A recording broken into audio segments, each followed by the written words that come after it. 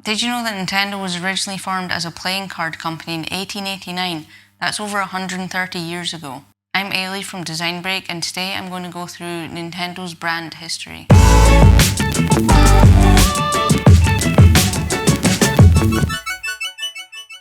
Nintendo's brand and logo history is actually quite complex. They went from manufacturing playing cards to board games and then eventually onto consoles.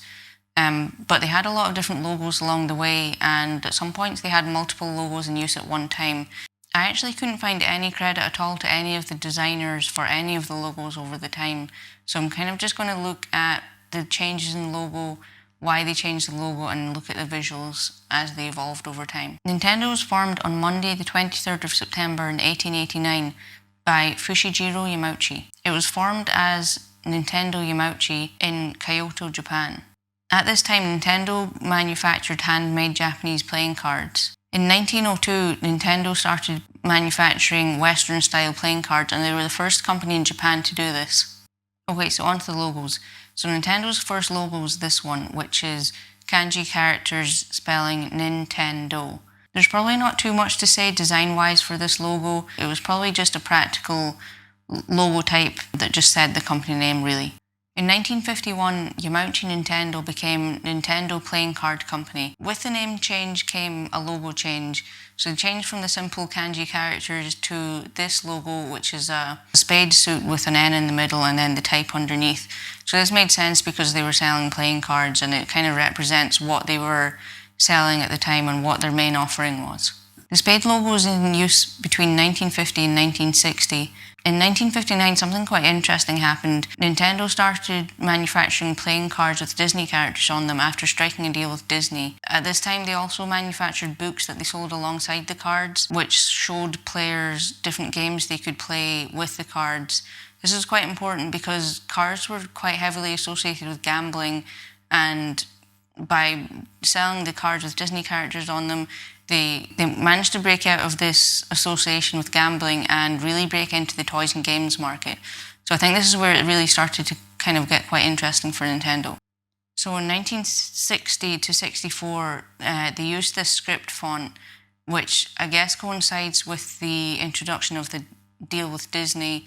And it kind of, I think it makes sense with the script font and the star. With the star above the eye, it kind of all really ties into Disney's visuals, and maybe going from the almost seedy look of the Spade logo to the more child-friendly and fun script font.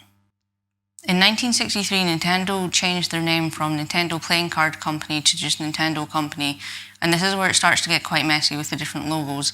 So they had that script font logo, but then in 64 they changed to this different, more retro-y script font.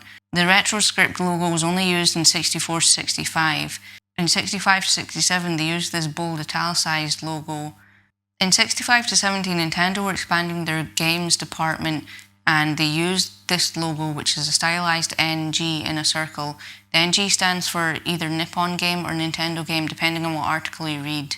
In 64 to 70, there were all these different logos in use, and I think that was because Nintendo was really experimenting with their offering at that time.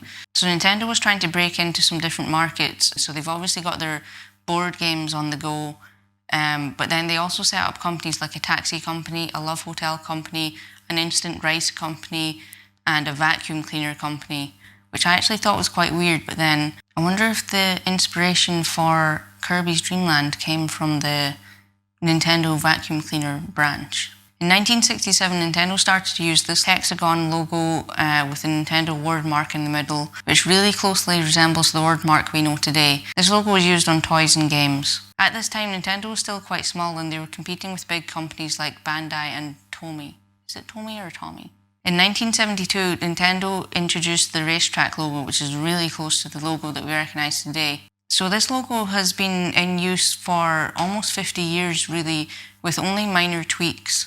So obviously the geometry has been tweaked and adjusted over time, and the colour scheme as well. So in 2000 they changed to a grey logo, which was in use all the way up until 2016, where they reintroduced this to the classic red and white, except now it was more white on red than red on white. That was just a really quick look at Nintendo's brand history.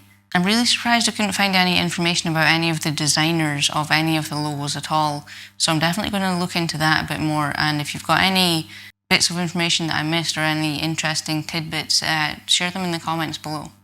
Okay, see you next time.